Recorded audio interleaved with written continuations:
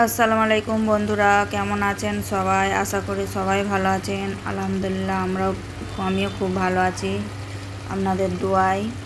আজ একটা রেসিপি নিয়ে চলে এলাম, চলুন রেসিপিটা শেয়ার করা যাক। এখানে আমি কাঁচা একটা কুমড়ো নিয়েছি, কাঁচা কুমড়ো এটা, একটা টমেটো নিয়েছি, পেঁয়াজ কুচি নিয়েছি, আর এখানে কিছু চিংড়ি মাছ নিয়েছি। চলুন রান্নাটা করি।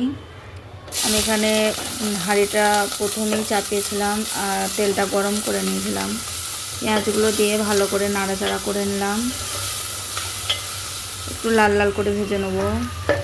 আমার লাল করে ভাজা হয়ে গেছে। এরপর আমি এখানে মশলা দিয়ে দেবো। আমি এখানে নুন দিয়ে দিলাম, হলুদ গুঁড়ো দিয়ে দিলাম, অল্প করে হলুদ গুঁড়োটা দিয়েছি, আর লঙ্কা গুঁড়ো সামান্য, আর জিরে গুঁড়ো দিয়ে দিলাম, আর সামান্য একটু পানিও দিয়ে ভালো করে কষে নিলাম। আপনারা চাইলে আদা রসুন এখানে দিতে পারেন, আমি আর দিইনি কো। একটা টমেটোর কুচি এতে দিয়ে দেবো। আমি কিছুক্ষণের জন্য ঢাকনা দিয়ে রেখেছিলাম, আবার কষিয়ে নেবো ভালো করে।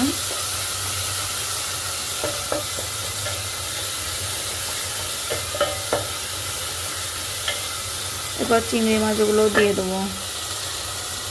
আমি এখানে অল্প করে চিংড়ি মাছগুলো দিয়েছি স্বাদ আনার জন্য।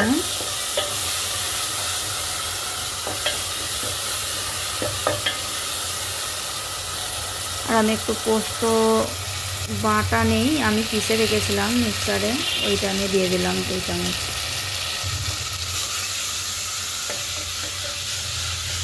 সরষে পোস্ত দুটো মিক্স আছে। এরপর সবজিগুলোও দিয়ে দেবো, দিয়ে আবার ভালো করে কষিয়ে নেব। সবজিটা খেতে খুবই সুস্বাদু লাগে, আপনারা প্লিজ বাড়িতে একবার বানিয়ে দেখবেন, খুবই ভালো লাগে খেতে। আমি পানি দিয়ে দিলাম, এবার কিছুক্ষণের জন্য আমি ঢাকা দিয়ে রেখে দেবো।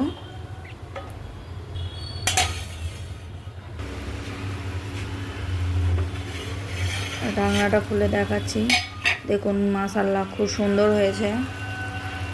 প্লিজ বাড়িতে বানিয়ে দেখবেন। ভিডিওটা যদি ভালো লাগে লাইক কমেন্ট শেয়ার সাবস্ক্রাইব করে দেবেন। বন্ধুরা সব আমার পাশে থাকবেন। দেখা হচ্ছে নেক্সট ভিডিওয়।